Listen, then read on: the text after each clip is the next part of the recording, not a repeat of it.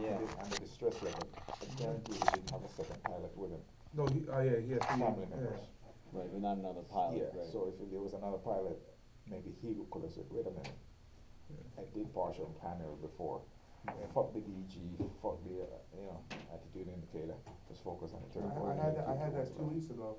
I was flying to Nebraska from here, lost the turn coordinator, attitude indicator, and the heading indicator, all three. Lost all three. And so I got disoriented. I saw my airspeed going up, and then just power out, wings level, and brought it back. You're diving. Yeah, and then I looked at the chart. I dived like 200 feet. And so it could have happened to me. I was very thankful that the training was there, you know. So don't panic. Yeah, that's And it's easier said than done, we're sitting here. right. Yeah, especially when you're by yourself, I imagine it'd be pretty Family, stressful. your family next to you. Yeah, you you have to turn and look at your wife, 2.5 kids and a dog. I can appreciate the terror that he, Yeah. what did he say to them? I don't know. Yeah. I don't know what you can say. Yeah. It's sad, but yeah. And we look at it and we're like, wow. He knew he was overwhelmed, and there was nobody next to him who could he rely on. Yeah. Okay, guys, whenever you're ready, what I would like to talk about today is the vacuum system of the airplane. What we're going to talk about is what is the vacuum system, why do we need to have a vacuum system in the aircraft, what is the purpose of having those instruments operated by vacuum, even though it's old technology, and how we interpret the instruments and when we actually fly the aircraft. So let's talk about the vacuum system.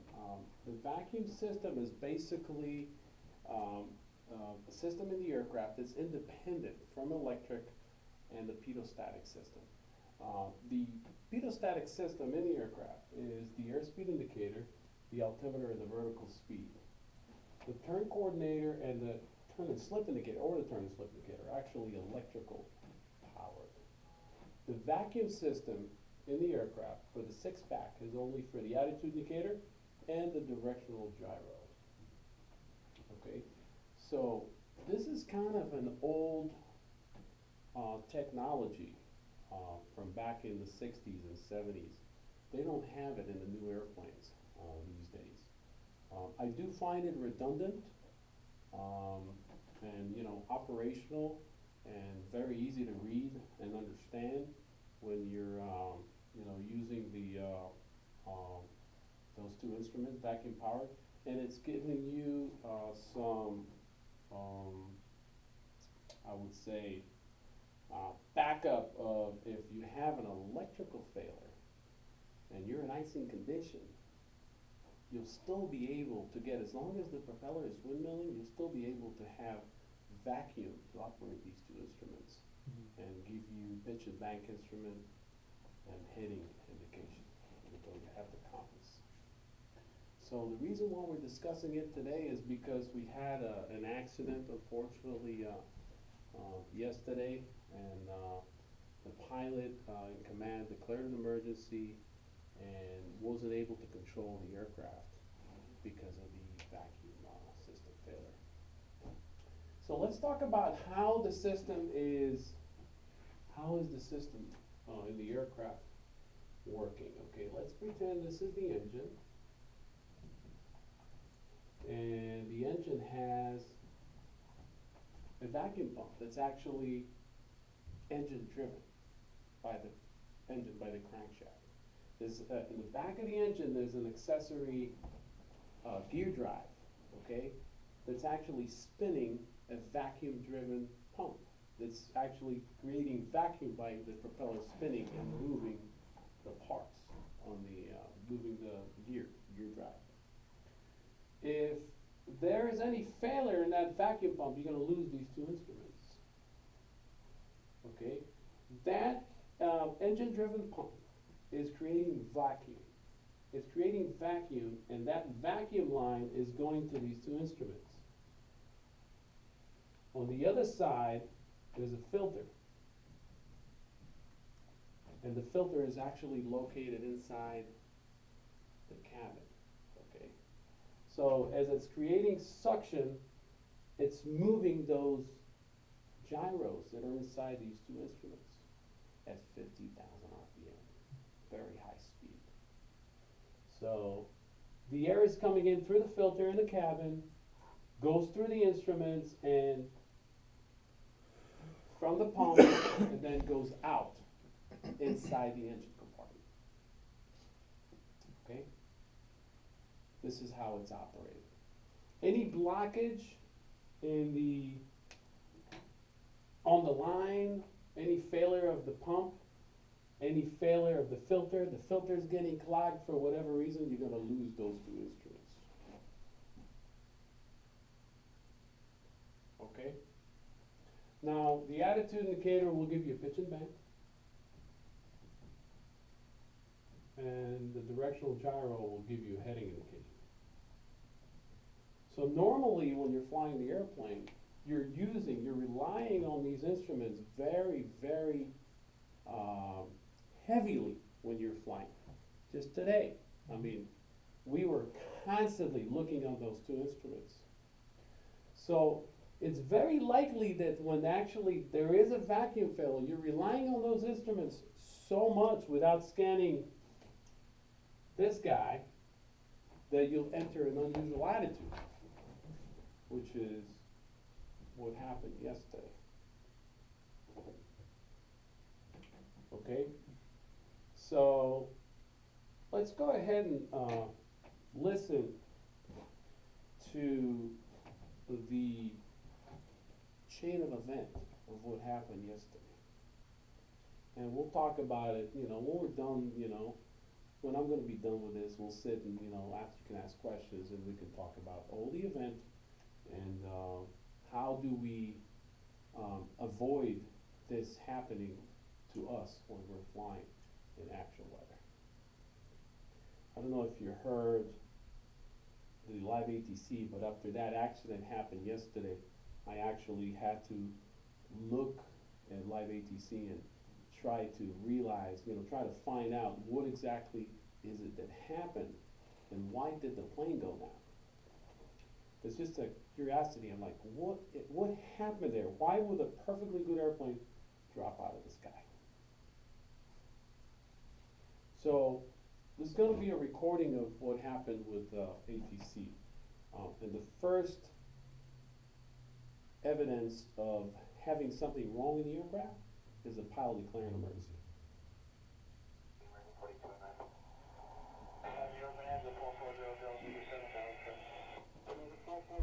New York, tell me your phone is 2183. I understand you're in an emergency. Can you tell me the nature of the emergency and you require any assistance? Partial panels, we're fine with VFR over the top right now. We just want to make sure that we don't have a whole bunch of flying in the clouds, partial panel to get down below the clouds. Excellent, so I understand that's not in dire need of extra service, but you said what's the event nature? Partial panel, we lost our vacuum system, sir. Also the back system off. Okay, thank you. Mercury 4209, contact US Center, what's your race point? Okay, so number one, emergency.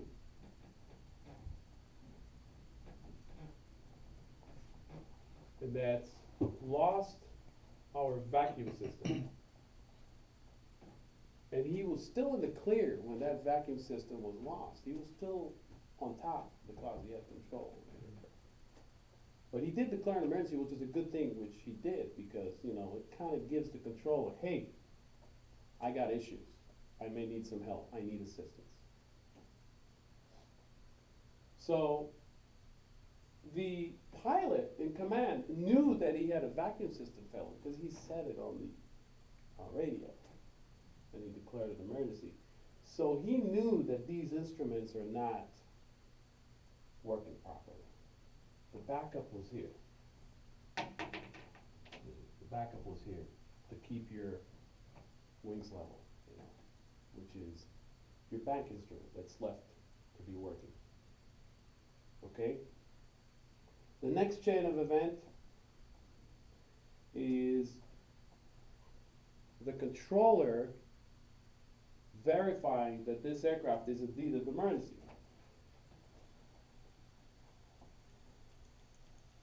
Bonanza 4 Hotel, after jet, Victor 229. Yes, sir. Bonanza 4 Hotel. Okay, thank you. SCAT 1022 for STI, contact your departure, 118.17, over. 118.17, I said 102, thank you.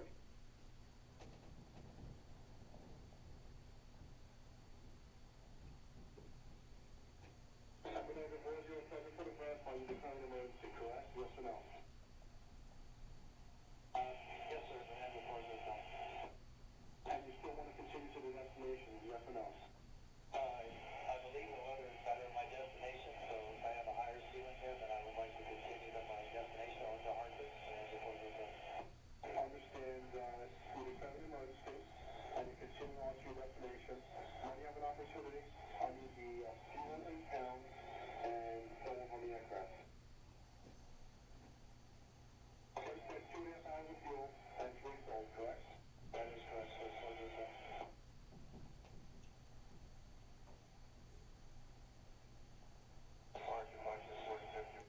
So, emergency verified, Bonanza 440 Hotel Sierra, destination Hartford, fuel on board 2.5 hours, 3 souls.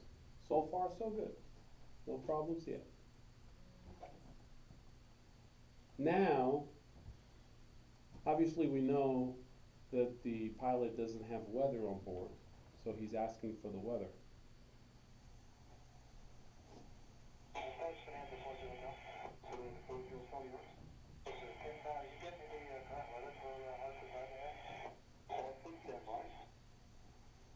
If he would have had onboard weather, or able to get the weather, he would probably know where the good destination is, where the VFR weather, and where to go.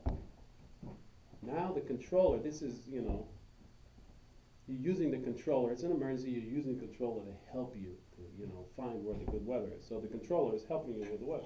I'm going to make sure you're prepared for it. Number 4, you want to try the weather at Hartford. Observation is, what's the weather best? It's 19130. The wind is 020 at 6, visibility 10, and it's 1,600 overcast. The temperature is 12, dew point nada, and the altimeter is 283 at Hartford.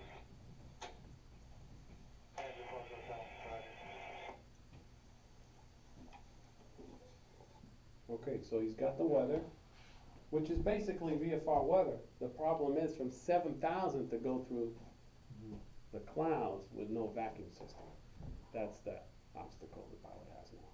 So no vacuum system. He's got only this instrument for bank.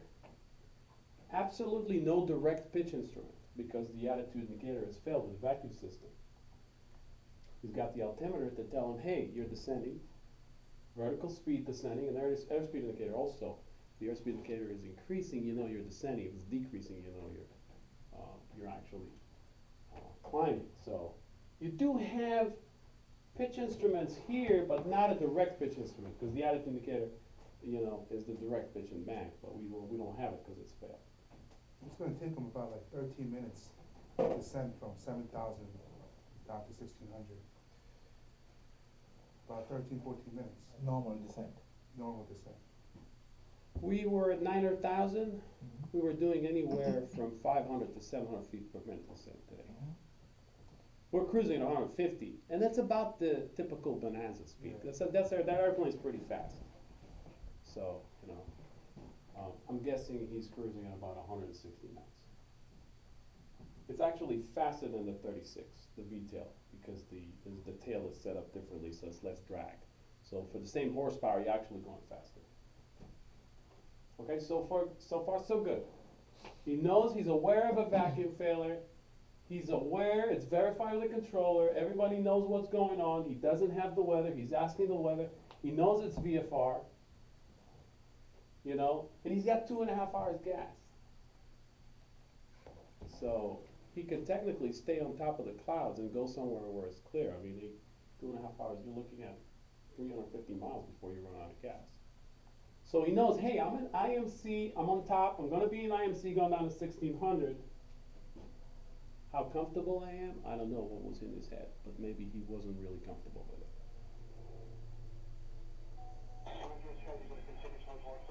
Now to verify the controller, are you going to Hartford? Not sure what I have for a better time to go, son.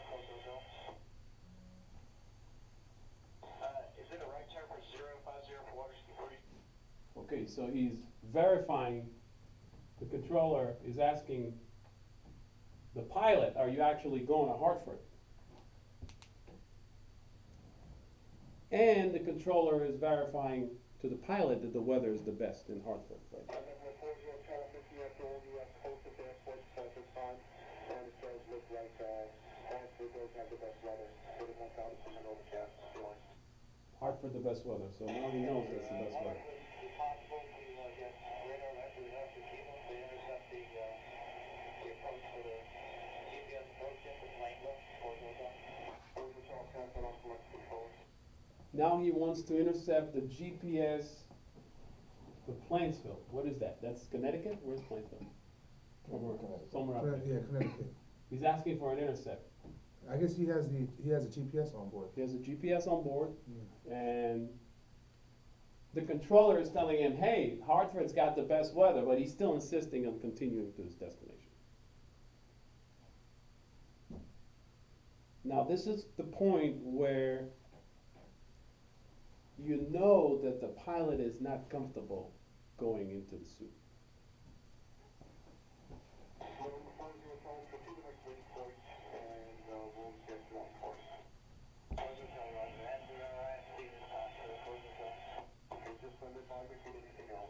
Advise me if you need anything else. I'm looking for clear skies. I wish I could. So basically, at this point, he's giving direct to Bridgeport, and the pilot in command says, I'm an IMC. Now he's in the soup. He's partial panel. He doesn't have a backup EFIS or anything. Like if it's a high-tech aircraft, you will have a portable or something backup to give you the pitch and bank instrument. He doesn't have those instruments. All he's got is turn and slip or turn coordinator. If it's turn and slip, it's not as accurate, so it's very hard to keep your wings level. I mean, I've flown, with airplanes without an attitude indicator, so it's very, very challenging. He's asking for clear skies, and he's not comfortable going into IMC. Now that's where it's going downhill.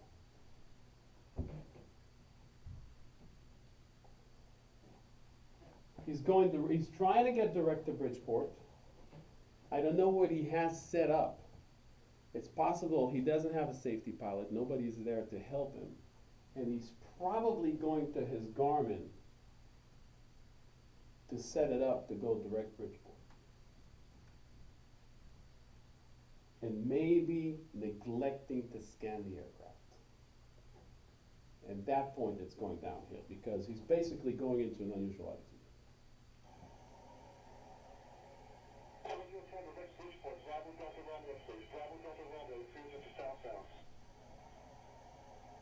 So he lost it now.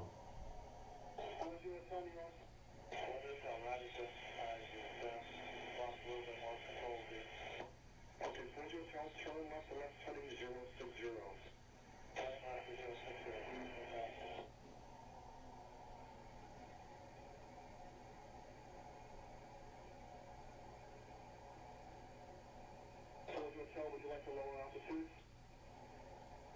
He's descending. Would you like a lower altitude? Because he's reading the transponder and he realized he's way off. He's supposed to go to Bridgeport. If this is where he is, around Republic, Bridgeport is here, northeast. And he's going this way? Completely opposite direction. So we know he completely lost the sense of where is up, where is down, am I turning, where am I going, what to do, how to correct. It's possible that the technique to correct from where he is, he didn't have it from basic training and he didn't know what to do. What do you think happened? We're going to do like a guided discussion because this is like where it goes downhill. What do you think happened at that point where he got direct Bridgeport and he was trying to get the GPS direct Bridgeport and started turning to the right and not keeping the aircraft?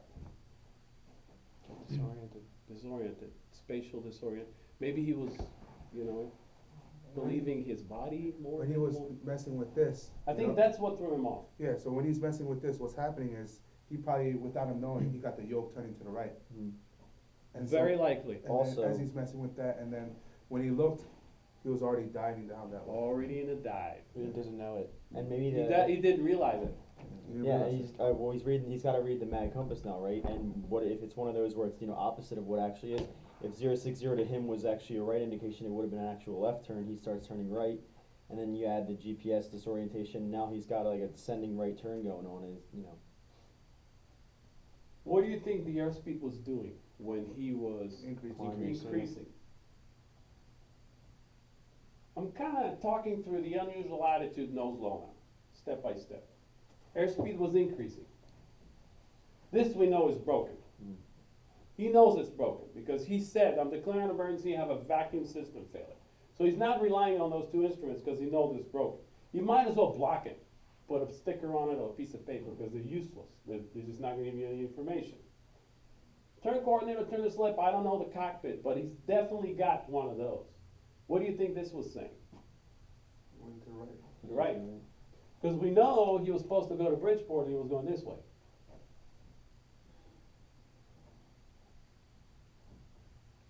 What about this guy? Descending. Which is counterclockwise. What about the vertical speed? Way down. Way down. 3,000, 4,000 people, right? Yeah. Or more. Now, I this heard- is I a heard high 240 performance, knots. He was diving at 240 knots. 240 knot dive. It was all the way around. 240 knot dive for 160 cruise. That's 50% more speed. So we're in an unusual attitude, nose low. What is the first thing the pilot needs to do? Immediately power back. Why is that? You don't want to overspeed. The plane is going straight down. You don't need I to gotta power get to my- push it further. I gotta get my, we haven't got to that point. This is very important. Yeah. This is very important.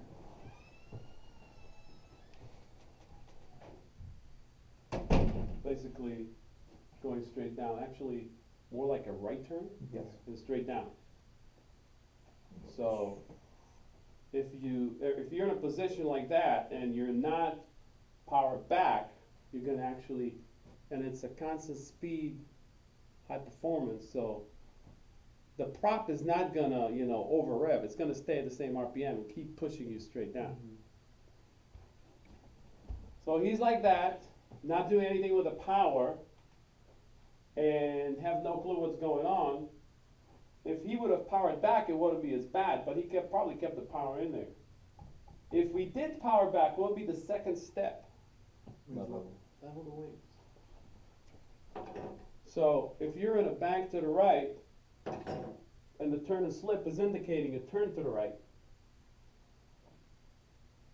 just turn the yoke to the left. Even if you're still going like this and you keep on turning and turning and keep on inverted, it's gonna tell you that you're turning right, and to prevent that roll, you have to go opposite. Level wings.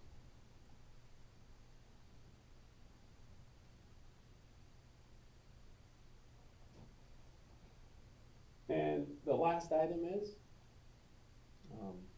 Pitching. back pressure. Back pressure. Which means bring the nose back up. So, unusual attitude, nose low, in the bank, power back, level the wings, slowly come back up. How do you know how far to pull? As soon as you see The reverse and the VSI. Reverse trend, reverse trend, reverse trend. Stop holding back.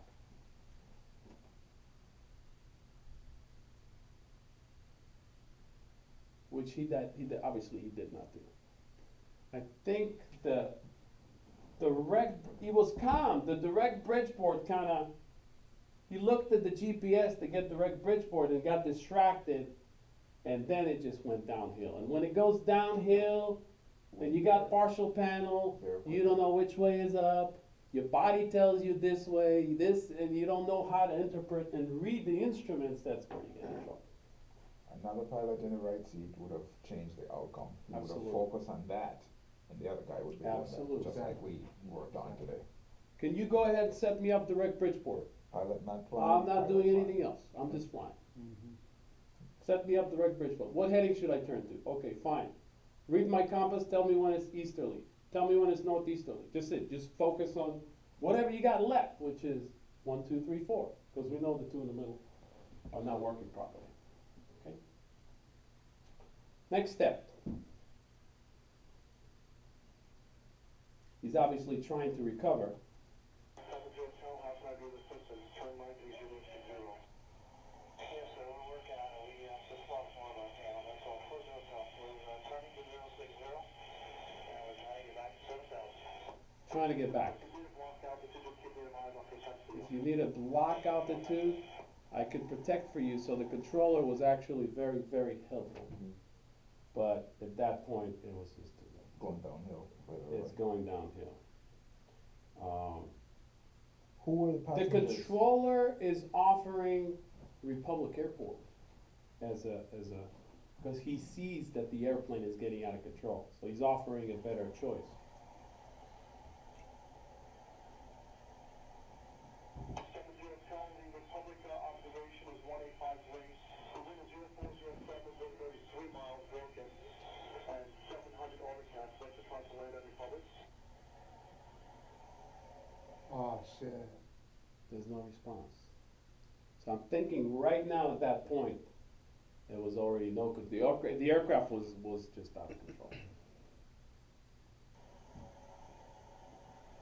And he's going down. Probably the power's still up in there, pulled up too much, broke the aircraft apart. And this is the last.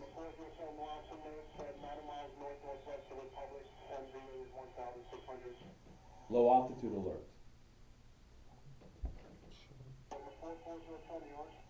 And that's it. There's no more response from the pilot. So,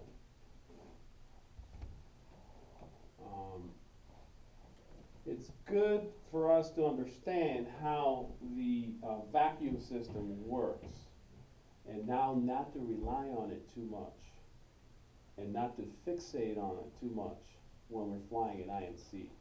It's good to have a backup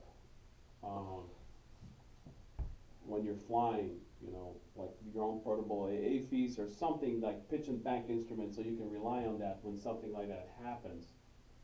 I actually have one of those D1. I don't know if you're familiar with a D1. It's something that's good to have just in case, things go downhill like that. But basically what we can see that, the vacuum system is very important in a general aviation aircraft because it does have those two instruments that we rely on it so much when, we're flying an IMC, when it's not VFR. I'm assuming you're going commercial, both of you guys are instrument rated. Okay, so if you're instrument rated, you're very much relying on these instruments when you're flying an IMC because the attitude indicator is your kind of hub. It's like the center. And then you got those other instruments surrounding it. And when you're flying, you're kind of scanning like that. So you kind of rely on this the most. And then as you're going back and forth, it's hard to catch up that it's actually lying to you until you actually realize that, hey, this doesn't match. My heading is not right. My altitude is not right. I'm holding my nose on the horizon, but I'm descending. So these instruments don't lie. Unless you have a pedostatic failure, but, pedostatic system failure, so. But basically, keep yourself in the scan when you're flying an actual IMC. Don't fixate on one instrument. and, don't omit any of the instruments. Keep all the instruments in the scan when you're flying in, actual IMC. Just today, you realize how quickly, when you're in IMC, you're like, ooh, how did I get 300 feet off, you know? It's very easy to, you know, kinda get off of it. So,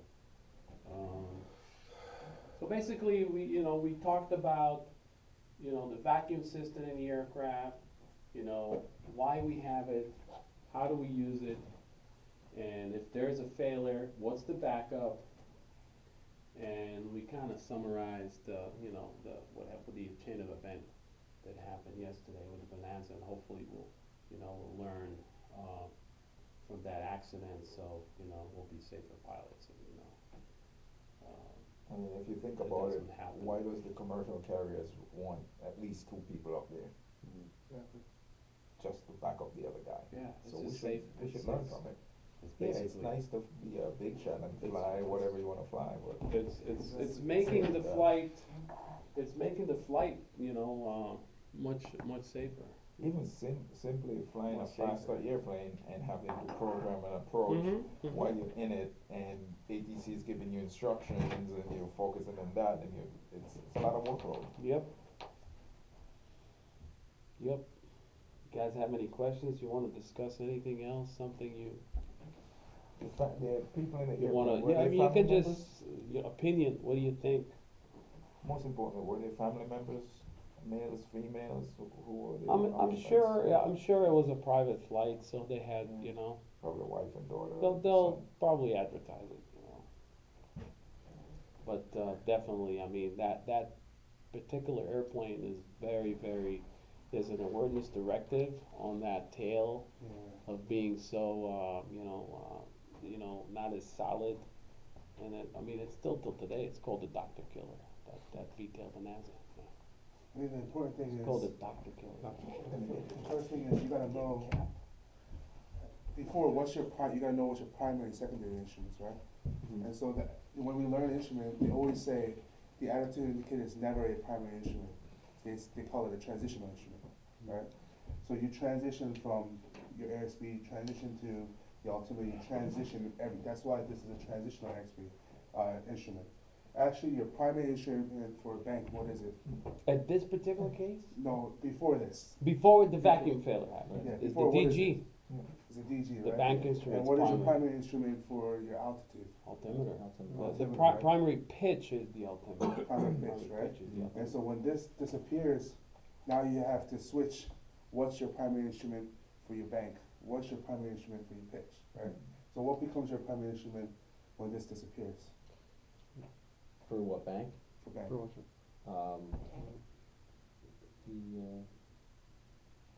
The turn coordinator. Turn coordinator. That's what. that's Or what- turn and slip. I Turn and slip. think I've flown a V-tail Bonanza. The older airplanes have a turn and slip indicator, which will not give you the rate of roll, only the rate of turn, which is okay. You Right. keep that needle straight up, you're not turning. Like your Cessna. Yeah, Right. yeah, it's Yeah, okay. yes. It's an okay instrument. I have it on a lot of my airplanes, and you So get this comfortable. becomes your primary, right? What becomes your primary for your pitch? Would be the altimeter. Airspeed. The airspeed, right? Yep. So, I guess this guy, when the thing hit the fan, he didn't know how to transition, right away. That's why we need to keep current, we need to keep on practicing. It's probably been a while for him, so he's like, Yeah. it's Yeah. like not fresh in his mind. I mean, if his training didn't consist of partial panel training, and then if he's been a while since he's practiced unusual attitudes, you put the two together. And the fact here that he was asking for clear skies somewhere out there, I think somewhere out there intercepting or Yeah, he's looking for, that's what he he said he's was looking for. asking for clear, that's on a recording, he was asking for clear skies. And the controller told him, I wish I could help, because, obviously you can't change the weather. Right. So it seems like he wasn't really comfortable going in the soup. So if you think he didn't look at the GPS, he would have still been- Probably kept flying the plane. But But that airplane is so fast. what happened today when we were flying from Virginia coming in? What did you tell me? Too Too fast. fast. He told me that, too fast. He was flying the plane, and we're descending down to 3,000 feet. And, obviously you're descending, constant speed prop, high performance aircraft. You're gonna build up speed. Yep. It's harder to control the airplane when it goes fast.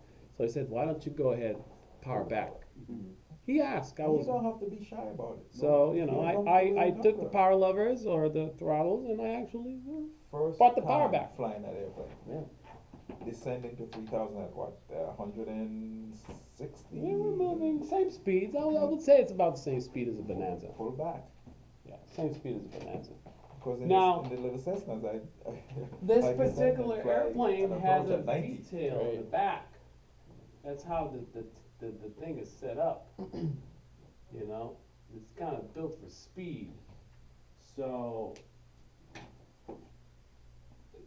with flight controls, there's no rudder. You're getting, yaw and pitch from those two on the V-tail. Wow. So when you fly it, it doesn't feel like a real airplane. It Yeah. it's like a Dutch roll. You feel like your butt's moving left and right when you're flying it. Like doing steep turns on this thing is just. So where did he come from? They'll never make this airplane again. It was certified back in the 50s, but it'll never, it's just a crazy design. Yeah. You don't see those planes. Yeah. Nobody makes those planes anymore. Where was his departure point? He left South Carolina somewhere. So I'm Grand guessing- Strand, maybe? Grand Strand, I think. That's crazy. He was just there. You yeah. were just there. Yeah. But, Oh, you actually flying there? So I'm assuming he was VFR the whole time. He was VFR the whole time until he got into the New York area. So he probably didn't plan on being in IMC too long, especially. I mean, like you said, he had 2 hours and Plenty of gas. he could. I mean, he could have either turned back and head south. 180. Yeah. 180 would have 7,000. saved his life. And those are the decisions where you're like, a split-second decision of, 1, 2, 3, 4. What are my options? And I'm an instructor, and I tell my students a lot. I say, if it doesn't look right, make it 180. Just get out of there. That's where your ADM comes into play, right? Aeronautical decision making. Yeah. You gotta, put those acronyms into play. Because he was flying along straight and level in the clear. Yeah. He declared an emergency, have a vacuum failure. In the clear. In the clear. He knew that he's going into IMC partial panel.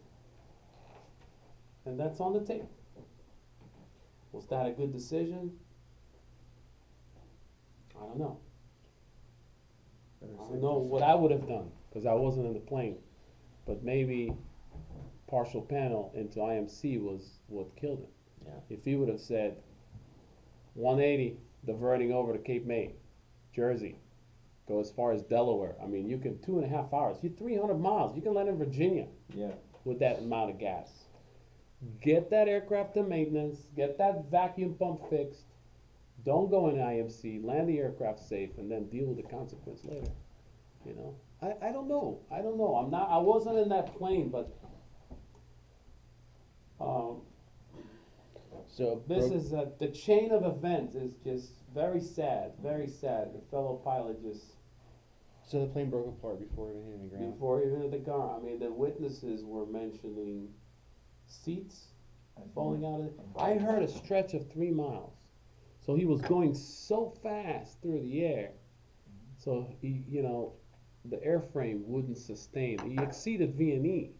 And when you exceed V&E, wings fall off, everything starts falling apart. It's just the airframe is not built for such a speed. Speculation is that witnesses saw the bodies falling out, which is chair seats.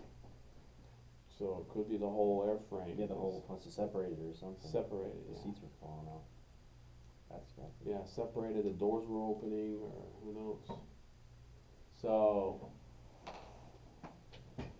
And And You know, I could never imagine that the vacuum system can actually put a plane down. You know, I'm assuming, you know, weather, you so much stuff, you know. Mhm. There's two little instruments over there, the attitude indicator and the head indicator, the DG, put that Bonanza. Yeah. I had to kind of share something with, and kind of, because we just had it today, the So, typical IMC flight, long distance, cross country, and, it was a non-event. Everything was, ticking like a clock. It shouldn't have been. speculation, if there was another pilot in the right seat, I think he'd be alive. Yeah, definitely. yeah, Because number one, he could bounce an idea off of him. When he said go towards Bridgeport, he should have said that rather than trying to program something else. Because he was in the clear. It was not like he was in the soup yet. Mm-hmm. So who knows what ceiling he would have encountered on the way to Bridgeport. Could have been better. You know what could have been saved his life?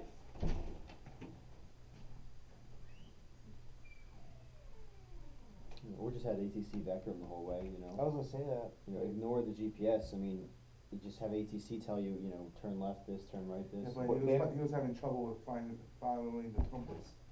Yeah, and Yeah, then that's he'd what have he to, was then saying. you have to assume that if he wasn't comfortable with that, He would should have even never know went time exactly. turns? Yeah, he Would should have never know went how into to it. do time turns. Or does he know how to, subtract 30 degrees, 20 Exactly, degrees? undershoot north, overshoot south, Yeah. all that stuff. If he was doubting any instrument, he should have just turned around. Have you seen this lifesaver before? Mm. Dynan D1. Looks portable ethos. Could have saved his life. Turn it on. Hopefully he's got power. We may have to go, since we're in the room, we may have to go to the window to get reception. But if it's out in the windscreen, it will. You don't need it an will- antenna with it? Nothing. Absolutely nothing. Battery powered. Asking you to display actual aircraft, blah blah blah. I carry this, if I'm going in a VFR flight to do stalls and it's clear skies, it's in my office. But if I'm going on a cross country IMC, I carry that with me in my flight kit just in case. Wow. I gotta take a picture of that, dude. You've never seen this before? Never. Oh, you have it with Now your it's Stratus. asking you to adjust Yeah, pitch. my Okay, Stratus. so we adjust pitch. No Stratus. It's own little portable glass cockpit. Yeah, I'm saying he has it. You can configure it with his Yeah, I have a iPad. Stratus. You can probably hook it up with a Bluetooth. Yeah. But look, you got a attitude indicator failure.